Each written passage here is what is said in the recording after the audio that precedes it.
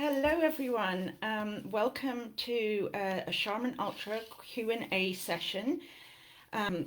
My name is Ellie Greenwood. I think we're just bang on 1 o'clock, so hopefully some people are going to start tuning in shortly.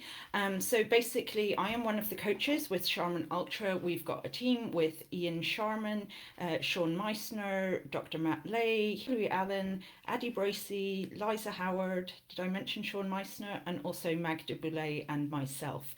You can check us out at sharmanultra.com, but I'm here today for about 30 to 45 minutes to answer any questions you have related to trail, ultra running in general. Maybe don't ask me about 1 mile, that's not my speciality for the track.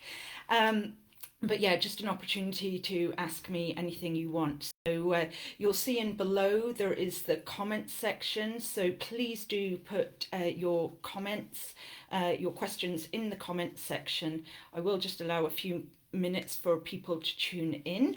But yes, like I said, it's a Q&A, so it would be super to have some questions so I can try and provide you some tips on trail and ultra running. A little bit about myself. I am a coach for Sharman Ultra. I've been working for them full-time for about 8 years now, coaching runners, all abilities and all over the world. In the past, I have been a trail and ultra runner myself. I'm a 2-time winner of Western States, where I currently still hold the women's course record, 2-time world 100k winner. I won the Comrades Marathon in South Africa. As you can see, I like it of trail and roads. I've also got a 2:42 marathon PR, that was Vancouver in 2012. And then I have done some real genuine trail races, so the likes of CCC, the 100k event at UTMB. I won that back in 2012. And I've also run more mountain style races like the Rut and Speed Goat. So I think I've got a good amount of experience. I'd love to share that with you today. So I am now just going to see if I can see where you have got questions. Okay. Thank you. We have got a question, Dean Johnson. Dean, I believe you've tuned into lots of these sessions, so we like to have regulars.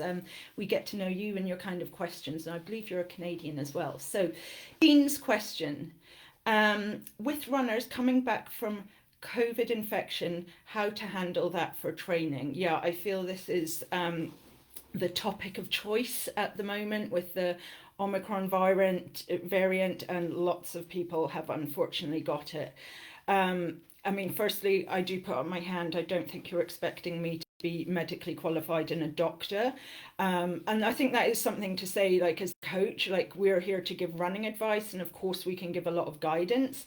But if you do have an athlete who is really seeming to be suffering from COVID more than you would expect, like I've got a woman right now who's still really can't run after about 6 weeks. So she has been off to her doctor to obviously get advice there.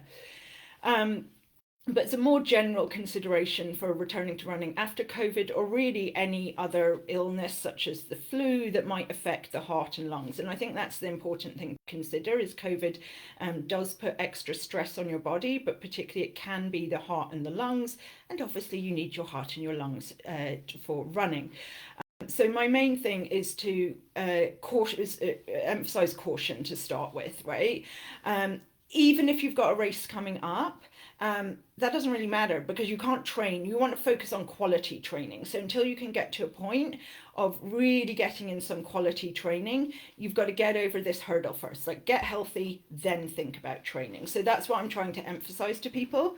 I also think it's important to consider that a lot of runners, I'm sure out of there, you know, your go-getters, nothing gets me down, particularly ultra runners, like, I'm determined, I'll push through anything. You really can't push through an illness, and you're only going to end up, honestly, probably doing junk mileage. So I'm saying to folks, once you start to feel better, and that's a very open-ended question of when. For some people it's a couple of days, for other people it's numerous weeks, right? So try be in the moment, not be in a hurry, but when you start to feel better, the first thing I'm suggesting folks is go for a 30-minute, 45-minute walk to start with. And that might seem crazy, but I'm sure we've all heard of people with COVID that have been, in bed for 3 days or flat on the couch, unable to even, get on a computer and do work emails or whatever, right? So go out, try a walk. Why? That's much lower intensity than running. If you come back, you feel fine, super. Let's try that again. Then I would say go for another walk. If you come back from that walk and you're like, goodness, like I've heard of quite a few people that have been then on the couch for hours, or 45-minute walk, and then they had to have a 3-hour nap. Well, that clearly shows that you're not ready for running yet, but I feel that's a cautious way. Like, you're unlikely to set yourself back seriously by going for something that doesn't raise your heart rate as high as running, i.e. a walk. If after a few days these walks are going well, then again, I'm going to suggest a very short run. So, I mean, again, this is relative based on the runner, but most of the people I coach are ultra runners.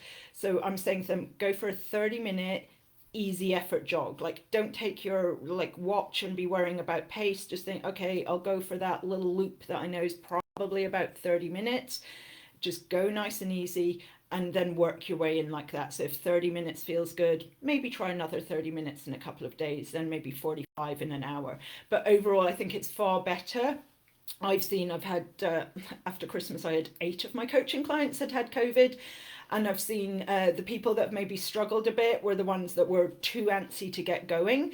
You don't lose a lot, let's say, in 2 weeks. So maybe hold back a bit on those first 2 weeks until you're like, no, I really, really feel fine. And even then, you can start inching up a bit more. But overall, listening how you feel during a run and then afterwards. And of course, if symptoms are getting worse, like if you're having heart issues, which I've had some people with heart palpitations or whatever, they are off to the doctor and getting medical advice. But overall, I'm urging, you can't get quality training if you don't deal with your just basic health first. None of us can fight through COVID. Some people, yep, you might be super lucky and have a really mild case. Other very healthy people might have quite a serious case. So try and not go with, well, my friend had this or I had that, but just go how you feel, and erring definitely on the side of caution, I would encourage for the first few weeks. So. Okay, thanks for the question, Dean. And we have another question from Dean. Just if there are people tuning in, it's a question and answer, so it'd be lovely to have some questions. I have got some Hoka goodies, if that encourages people to ask questions. I've got some just on the floor next to me. They're women's small, I'm afraid, but shorts and lovely running top. I've got some unisex ball caps. So if you ask a question, you may, in North America, I will mail out 3 people who ask questions some Hoka gear. So like I said, I'm here for all trail and ultra running related questions, coaching, race selection. If you want to ask about my past running, please do so. But yeah, do put questions below. Dean, what is your race schedule? Are you like many runners signing up for less races? Dean, I'm signing up for very few races. So I won't go into this in detail because it may be, well, maybe it's interesting, maybe it's boring for some of you. Unfortunately, it's about 6 years ago now, I went for a run. I had a little tweak in my groin. I thought, ooh, that's not good timing. I've got Comrades coming up, which is an event I love, a 90k race in South Africa. So I was panicked at that point that I had this little groin tweak. And yeah, my leg has continued to have issues for 6 years. So thank you for asking, Dean, that people still think I might race. I can't really run much at all these days. I've been getting out for lots of fun snowshoe outings. This evening I'm going out for a hike that I go with a friend every week. It's 5k up and down, and we get about 800 meters of vert, so I can still get a good workout. And yeah, later in the year I'm trying to think, like, maybe could I be a middle of the packer at maybe some 20k races that have got not too tight cutoffs. But I guess linked to your question, you see, Dean, when you say are runners signing up for less races, I'm hoping people are getting a little more optimistic. I appreciate it's still a bit complicated. People have got deferrals from a race, and like, do I do it this year even though I planned to do it 2 years ago, and that kind of stuff. But I would hope people are getting pretty optimistic.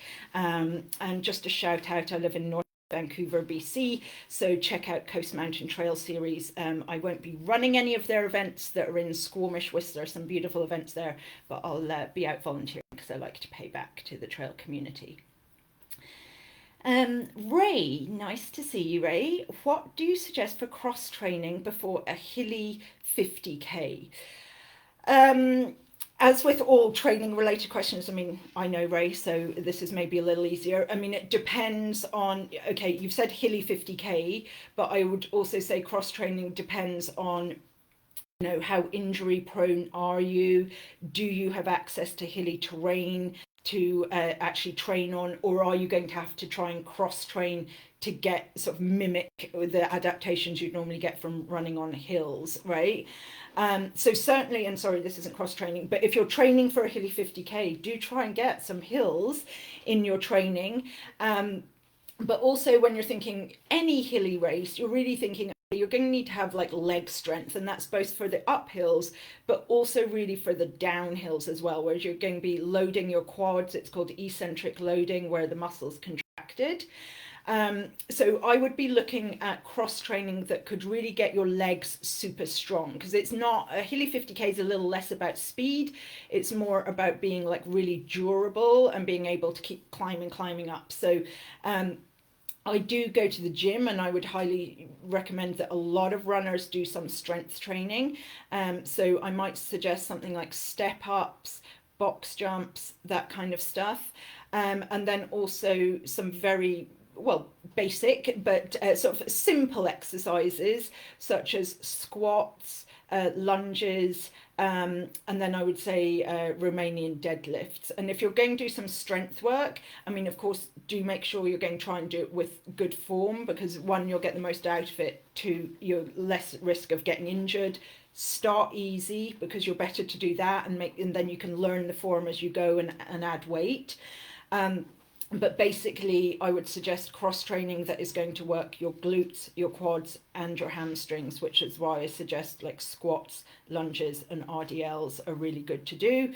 And if you can progress up to single leg exercises on all of those, that's really good, because of course, when you're on a hilly 50k, you're rarely on 2 feet. That's the whole concept of running. You're moving from one foot to another. So I would, for cross training, suggest some strength work, whether that's in a gym or something you can do at home. Step ups, and or somewhat related, you could say do some stair repeats. So if you lived somewhere very flat, most places you're going to find like a parking garage that's got stairs or a ramp. Can you go up and down and do that kind of stuff? And then if you're meaning cross training, I guess in terms of like other sort of sports per se, anything like, you know, cross country skiing or backcountry skiing, if you live in a winter environment, which you do, Ray, then those would be super. Snowshoeing is also great, because you've got that little extra having to lift the legs up again, like really working on leg strength. Or cycling, I feel, is really great cross training. Gravel biking is the rage these days, but whether it's road riding, getting on a Peloton, or a basic bike trainer in a gym, I would say those are some starter things to go from. But focusing on leg strength and being prepared for the eccentric loading of the downhills, which is why some stuffs like box jumps and stair repeats can be helpful. Okay, so a few more questions coming in, but people, don't be shy to put questions. I want to try and provide as much varied information for folks as possible. So, Martin Bell, good to see you giving some good advice. Well, I hope it's good advice, and I hope you enjoyed the trip home. Yes, I was back in Scotland, jumping through the travel COVID hoops in December. And if I want to turn that question related to running, I mean, I would say if you're traveling to a race, like make sure you know all the COVID protocols, when do you need a test, and all this kind of stuff. And personally, if I was traveling overseas to a race, I would definitely give myself an extra few days if I could, because it's not quite as easy, as we all know, to just go over international borders, but well worth it to get back to Scotland.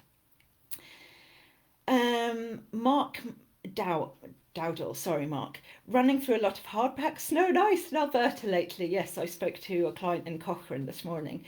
Even on sidewalks in the neighbourhood, yes. How relevant or similar is this running on trails, or am I just imagining it's harder than running on asphalt? No, you're not imagining it at all, Mark. And I think one of the main reasons you're not imagining it is it's a different training environment. I mean, okay, if you live in Alberta, yes, you are used to snow, but you don't run on snow all year round, right? So I guess it's kind of like, you know, maybe you're a trail and a road runner and you've spent 6 months road running, i.e. not on the snow, and now you've gone, oh, I can only run on trail. It's not trail, but it's snow. So yeah, no, you are working way harder.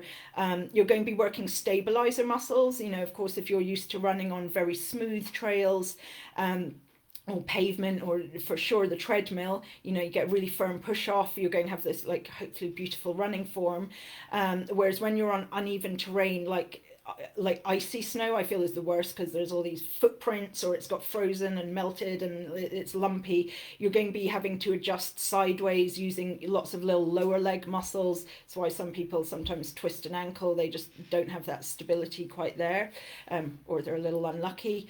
Yeah, and then of course if it's even a bit of soft snow, you're sinking in, so you don't have this really nice firm push off and off you go. It's like you get absorbed and you lose some of that energy into the snow before you take the first footstep. So I was really glad to see there's a local marathoner, a bit of an underselling her. Natasha Wodak is an Olympian, but she lives in North Vancouver, and she did some great Instagram posts when it was super snowy even in Vancouver, of just saying, don't look at your watch, yes it's harder, go slower, like that kind of stuff. So if you're looking, say, for tips on this, one I'd say is beating you up more. So I'd suggest that you do a bit more of like foam rolling. Theraguns are the latest range. If you're said, oh, I've not been for a massage for ages, maybe it's time to go for a massage. So do, you know, like be appreciative you're putting your body under more stress. And then when you do go out running, I might suggest that you do it based on time rather than distance. That takes away a bit of the frustration of, I can't believe how slowly I go. It also means you're not chasing to go at your normal paces and then working too hard, because really most running should be on an effort level, not really a pace, right? So yeah, I'd suggest going out for time. Also, I often suggest to people, try and enjoy a snowy activity. So maybe you do go snowshoeing, or you go, fine, I'll go cross country skiing or something, but something that embraces the winter element. And yeah, maybe you're going to take like a few little easier weeks, just until you really adapt to it a little bit. So okay, so do folks carry on asking questions. I've got a couple more here, but it'd be lovely to have questions from all over. I can see that quite a few of you are tuned in. So like I said, anything about trail and ultra racing, running, like I said, also road running as well, not a problem. Just put some comments below. Okay, another question from Dean. How are you handling the I'm not as fast as competitors as I used to be? We're all slower than we used to be. P.S. They're making the Western Sorts easier to challenge your record, redoing the wilderness section. Right, lots of things in there. Okay, I'm not as fast as competitive as I used to be. I would take that to another extreme. I mean, I'm not at all competitive, right? So I do appreciate, and I mean, I coach people of all sorts of ages, but I do coach quite a lot of people in their 50s. Now, we're not all getting slower, because it depends whether you got to your potential at an earlier age, right? If you got to your potential, like you trained super hard and smart, probably when you're in your 20s and your 30s, right? Probably by your 50s, yes, you are getting slower. I'll just give an amazing example of this past weekend at Houston Marathon. Sarah Hall, aged 37, set the US half marathon record. And then Kira D'Amato, at age 38, a mother of 3, I believe, or maybe 2, she set the US marathon record. Now, typically, I think before, people have said, well, they're both a little old now and past their best. And Sarah Hall has been a professional runner, really not taking a break for her entire life. So one, I get where you're coming from, Dean. We do all slow down, but I think we need to be a bit open-minded. And I say, yeah, we've got to be accepting of that, but not always use it as an excuse. And like coming back to the people I coach, a lot of people, you know, have got into ultra running in the mid-40s. They've maybe dabbled in it a bit, and then there's no reason why they can't get better in their 50s through training smarter, having more structure, maybe bringing in speed work if they've never done speed work, etc. Anyway, yeah, I've had to come to accept that I am not going to be, a competitive runner anymore. I always say I never got into running to be competitive. Like it evolved into that, but fundamentally I really like running, and so it's just great to get outside and hike and snowshoe and do all that kind of stuff, because that's fundamentally why I did it, even if I got to a level of being quite competitive. Yeah, and the wilderness area of Western States, I saw that announcement yesterday. I don't want to get into the snow route records and the wilderness route records or whatever. And as they do say, records are made to be broken. And with the level, I mean, there was excellent female competition at Western States when I ran it.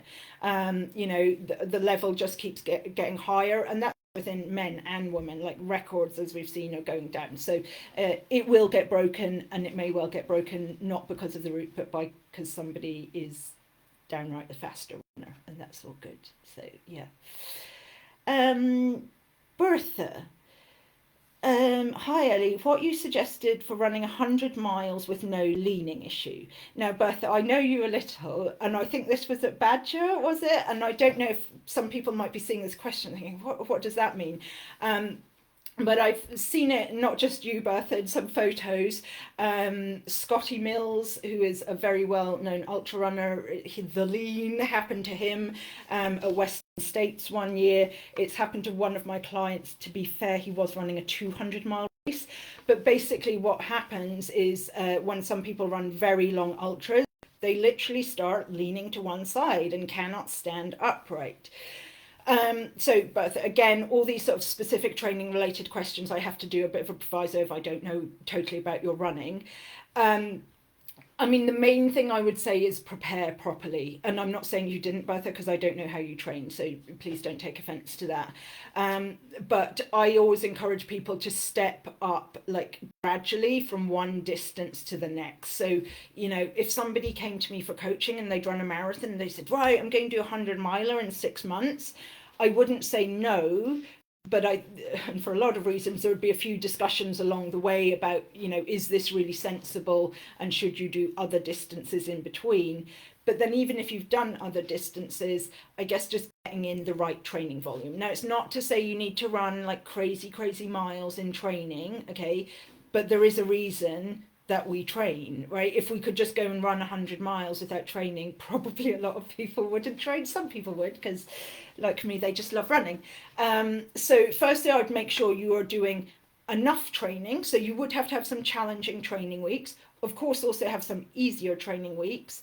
And then I would also probably suggest you do some strength work and specifically core workouts, and maybe even something like Pilates or something like that. But basically, if you think about it, I think it's going to come from you haven't really got strength. Now, running really mountainous terrain can build strength, but generally running on relatively flat terrain doesn't really build strength. So I would work on doing some regular strength work. I always say to folks, even if it's like 2 30-minute sessions a week, and I would focus on your core, and that is not just your abs to look beautiful in a bikini, Bertha, right? But your core, your abs, the side of your core, your lower back. I would also maybe encourage you to do some upper back exercises and some chest exercises. You don't need to go crazy, right? And then also for your glutes, because your glutes you should be using a lot for running. So overall, I would suggest strength and core work, and make sure, without going overboard, that you are actually training enough for the 100-mile distance. So, okay. All right, lots more questions coming in, which is wonderful. Phyllis Sang says, how do you train for a multi-day event? Okay, I think multi-day events can be so much fun. I often recommend them to come, and they can of course be a race in their own right, but multi-day events can also be like a fun running vacation of like to hang out with a bunch of runners for a week. Like that's what Trans Rockies is dubbed to be, a sort of a summer camp for adults. So a multi-day event, I mean, of course it depends on the distances, right, and how many days. A lot of them, I'm going to answer your questions if it's somewhere between like a 5-6 day event, which most of them are. Okay. Look, of course, at what the longest day is. Now, I point that out because a race like Marathon des Sables, which I believe is 6 days, has one day which is 50 miles. So I am going to say if you were doing an event like that where there's one really long day, you do need to do some quite long runs just to prepare for that one day. A lot of other events, say like Trans Rockies, are some pretty solid distances, like 20-ish miles most days, but they don't have any really long distances. So don't feel like you might look at your event and go, oh, it's, I don't know, 100 miles or 150 miles in 6 days. But I would focus more on running frequency. And if you could have a couple of like training weekends, they're going to be long weekends, but 3 or 4 days, even if you just do 2 or 3 of those, where you string together 3 medium distance long runs, I'm going to say. So let's say your event had a 20 miler. You don't actually need to go for a 20-mile run in training, but maybe you go 15 miles one day, 10 another, 15 the next, 10 the next, something like that, right? So I would try and have, you don't need to do a ton of that. And of course, again, all the questions, it depends on your running background and that kind of stuff, but I would try and string together at least 2 or 3 weekends where you get minimum 3 days, if not 4 days together, just to get used to, I'm tired, I'm getting up again, I'm going again, seeing, are you slowing down a lot, how's your recovery going, getting used to, and on those weekends, practice, like what are you eating in the evening after you've been for your run, how is your fueling working when you're out there, so you just get through that cycle of getting used to your body, but like mentally and physically, of getting up and going. So hopefully that's some little guidelines there. Teresa, how beneficial is the support of a pacer? I hesitate asking for help, not wanting to bore them with the slow pace. Teresa is a coaching client of mine, and you're not slow, Teresa. I don't coach slow people. No, I'm joking. I coach people of all abilities. You are definitely not slow, and I don't, as long as people are happy with the pace they're running, I'm not worried if they're their version of slow. So a pacer, I think it depends. I do think they can be very beneficial, but not essential. So a pacer, just in case anyone listening isn't know, is some, particularly 100 milers, you're allowed to have a friend or a few friends in individual segments accompany you, normally for like the second half of a course, maybe the final 40 miles or so. And like I said, you might have one friend do 15, another do another 15, and so on, right? It depends on the personality. Like if you do all your training on your own, right, and you never run with anybody, do think about it carefully, because would you actually feel a bit uncomfortable, and I'm not used to this, and I feel I need to chat, which you don't. But if you feel, and I do also say to people, if you're going to feel like, oh, this is more responsibility, like I'm now worrying about my pacer, are they going to be there when they said they would be, or yes, am I going to be running fast enough, or oh, are they going to get really bored? Okay, you might just go, that's going to cause me more sort of like worry in the race lead up. You're checking if they arrange their travel, and you're worried about other things other than somebody else's travel. So do think about, is it going to cause you more stress than otherwise? But paces can be wonderful, right? Like, one, it breaks the race up into segments. So for example, when I ran Western States, the first year I had a pretty tough patch at like mile 20, right? And all the time I just went, I've just got to get to mile 60. If I get to mile 60, I've got Ryan pacing me, right? And just that thought of like, I wasn't thinking, oh my goodness, I've got to get to the finish line. It was like, I'll get to my friend. And to me, it was nice just to have company and somebody to say, you're doing great, Ellie, and keep at it. And when you if you have those conversations in your head when you're running, oh, I can't do this, or this is really hard, or what am I doing here? Well, if you have a pacer who can talk about your favorite music or the movie they saw last week, or just give you a pep talk, that can get you out of your head, which can be useful. And then there's the more practical aspects of, like, if you aren't super confident running in dark on trails you've maybe been on your own before at night, apart from anything, a pacer wears a headlamp, and that provides extra lighting. The pacers can be great at nudging you. You get to mile 70 and I can't stand the thought of eating anything now, but you need to. Well, pacer, hey, are you going to have at least half of that granola bar? Like that kind of stuff, right? And also they can be your brains as well. So if you are, not that you are, Teresa, but if you are a back of the packer, they can literally like is my runner keeping up with pace? Because there might be a time where either you can't do that maths, you don't care about that maths, right? But if they can keep prodding you along a little bit, like, oh, let's run here, we don't need to walk, this is a nice little flatter bit, right? So yeah, I would say, Teresa, like, absolutely not essential, but do think about it carefully before you just either go, oh, I'm definitely not having one, and equally think about it before, like, well, of course I'm having a pacer, because it depends on the situation. So yeah, yeah. Okay, what other questions have we got here? Sorry, I'm just having a scroll down, which makes it a little hard to look. Dean again. For slower 100-mile runners, do you prescribe long walks in their training? Well, Teresa is not a slow runner, but she will know that I do prescribe walking in training.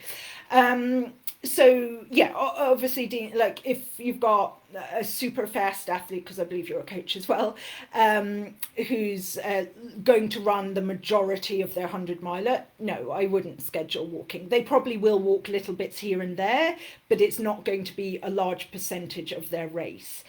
It then, honestly, for slower runners, it would depend on what they're training for. If they were training for a trail race, 100-miler with a fair amount of vert, I think you would agree they're going to end up hiking in a bunch of their training anyway, because, well, Ellie, there was a hill, so I hiked up it. I can't run up that hill. And that's great. Like, that's what they should be doing. They shouldn't be trying to run up that hill. So if they're training for something really quite hilly, I don't know I'd necessarily put in prescribed walks, but I would say, hike as many of the hills as possible. If you need to take some walk breaks on the flat, do so, like that kind of stuff. Anyone that I coach will know I do not encourage stopping. Yes, you do need to stop when out on some long training runs, right? Maybe to adjust your gear, put on different clothing or whatever, refill a water bottle, etc. But as much as possible, if you can walk along and be pulling a gel out of your pack and then, fiddling with your jacket and putting it over your pack, well, that's great to do in the race as well, right? Then when it comes to flatter 100-milers, I feel like Dean's asking this question to Teresa. I hope Teresa doesn't mind me saying she's training for jackpot 100-miler, which is extremely flat, okay? So I have had Teresa taking walk breaks. So I rarely say go out for a long walk, because ideally, even the back of the packer isn't walking for, let's say, an hour at a time in a race, right? Okay, they may towards the end be like running for 5 minutes and walking for 10, but ideally they are still getting in some walk segments. But for somebody who's not front of the pack and it's a flat 100-miler, I do schedule long runs that have scheduled walk breaks in, basically because you need to slow people down, because nobody will run slow enough that it's sustainable for 100 miles. So yeah, hopefully that was a useful answer. So I've got another 10-15 minutes if people carry on having questions. I think there's at least one more there, but if anyone's tuned in, like I said, I've got some Hoka goodies that I will give to 3 people in North America who ask questions. So do put your questions below, and I'll hang around for a little longer if there are more questions. Firstly though, I have got a question from Hideo. Hi Ellie, what are your thoughts on when strength training should be done? On non-running days to keep the rest days completely clear, or on rest days? Firstly, Hideo, well done, you've done your strength workout twice this week. I checked your training plan half an hour ago. The first thing is, I guess I'm going to go backwards a bit, but should runners do strength training? I would say ideally, yes, all runners would do strength training, for 2 main reasons.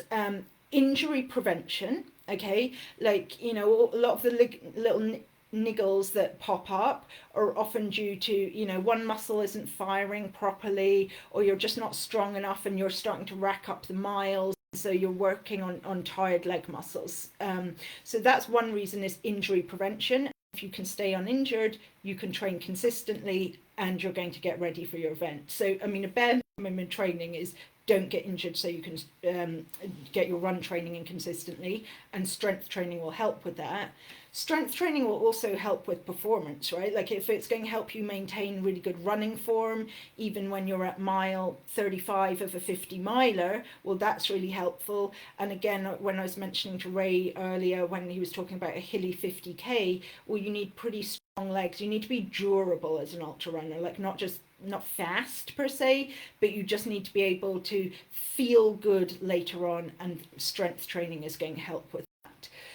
So now it does come down to a time crunch, I appreciate, for a lot of people, which is why I just mentioned before that even 2 30-minute sessions in a week is better than nothing. And if you've never done strength work at all, try 15-20 minutes, right? Now, what days you do it on does somewhat depend on how hard the strength training is, right? So if we were talking about, I don't know, you were doing 10 minutes of a core workout, I would honestly say do that on whatever days like that work for you, because that's not really going to be too taxing. You're not going to be too sore the next day, and it's not going to affect your ability to run.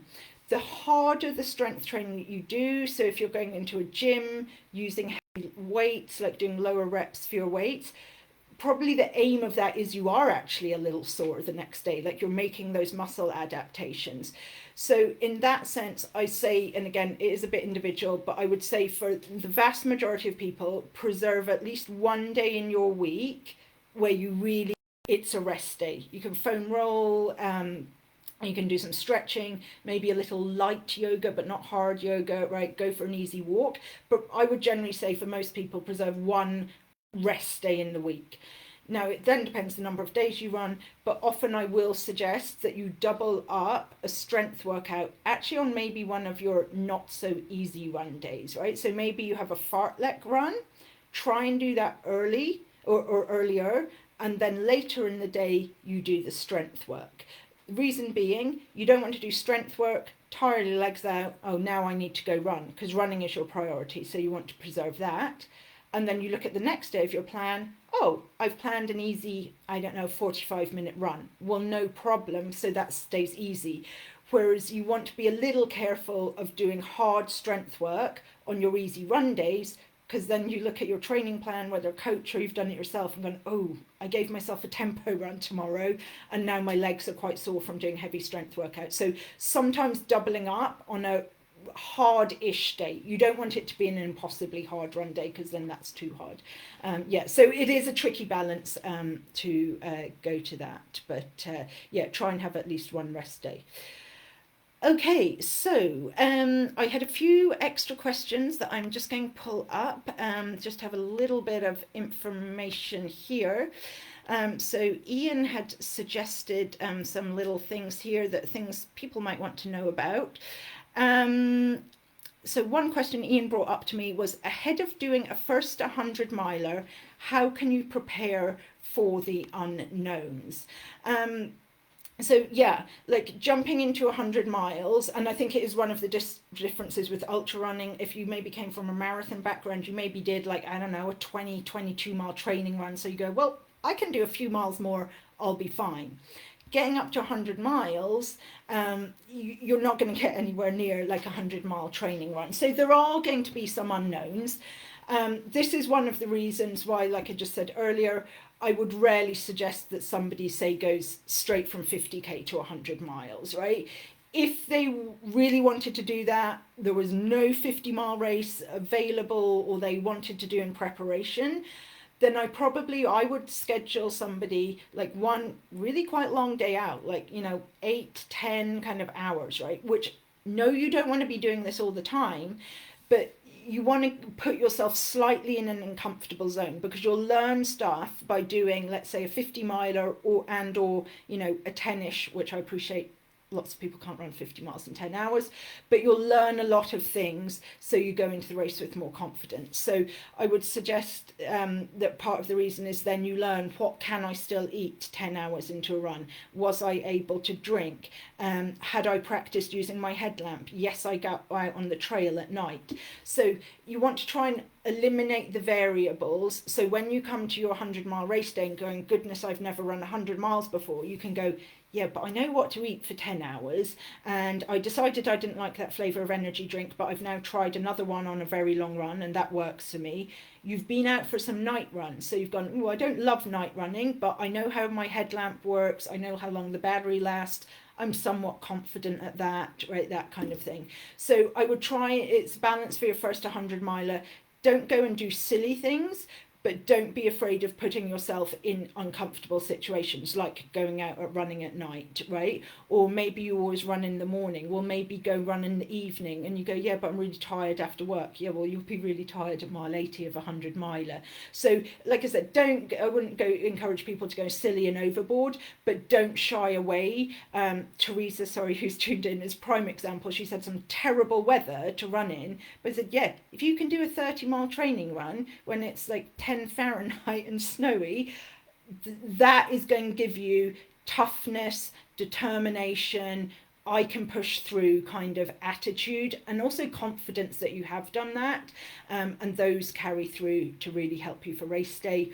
And then also coming to the race day itself, just break it down into segments, like one aid station at a time, one climb at a time, right? One little portion until you get to your pacer, right? Or until you get to a certain landmark. So yes, you always have to have it at the back of your head, I'm out here for 100 miles, but don't have that at the front of your head. To have it, I just need to keep moving, keep eating, keep drinking, and get to that next bit. And then you get to one bit, okay, now the next bit, because it's amazing how you can get around those little bite-sized chunks. I think there was one other question there from Alex Dayton. So many training programs prescribe a set amount of kilometres for a set run. How do you modify to take that into account vertical? Not every 20k trail run is the same. Yeah, this is a tricky question, Alex, because, okay, there are generic training programs out there, and some of them are very good. I think I'm quoting Ian Sharman here of there's a reason why at Sharman Ultra we don't have, do you want to buy a 50k training plan? You can download it for, I don't know, however many dollars, because there's so many variables. So I guess, Alex, what I'd say is if you've got, and because the training programs will be a really good outline, but I think you have to be prepared to adapt them. And one thing I do when I work with a new coaching client is maybe they've got some target race, but I would say, yes, but we have to start with where you're at right now. So I think I would say similar to you, if you're looking at a training program and it says 20k, but you say, yes, but 20k where I live and I'm going to get a bunch of vert is like, I don't know, going to take me 3.5 hours. And last week I only did like an hour and 45-minute run. Well, you can kind of see that doesn't quite match up. So there's no formula for however many feet of vert you add, you should take off so many kilometers.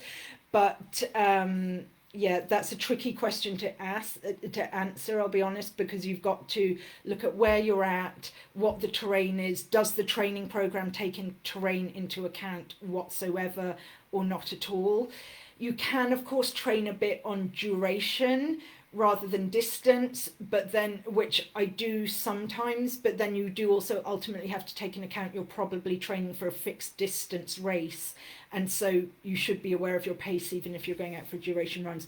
So I don't honestly, sorry, Alex, know if there is an easy answer to that. Whether it's helpful and linked to this, all I would say is if you're training again for something much hillier than you've done before and you've got, let's say, 5 months to get ready for it, you don't need to do all the vert right now. So like anything, you're going to ease up the distance of the long runs, maybe ease up your weekly mileage. You should also ease up the amount of vert so you build up to what you get to race day. So hopefully that was helpful, folks. I'll just check. I don't think any more questions have popped up. Thank you everybody for tuning in. I will save this session, so if you want to go back and re-listen to it, or if you want to share it with anybody who you think might be interested, then please do so, and I'll reach out to a couple of you to send out some Hoka hats. But thank you so much for tuning in for this Facebook Live session with Ellie of Sharman Ultra. Thanks, guys.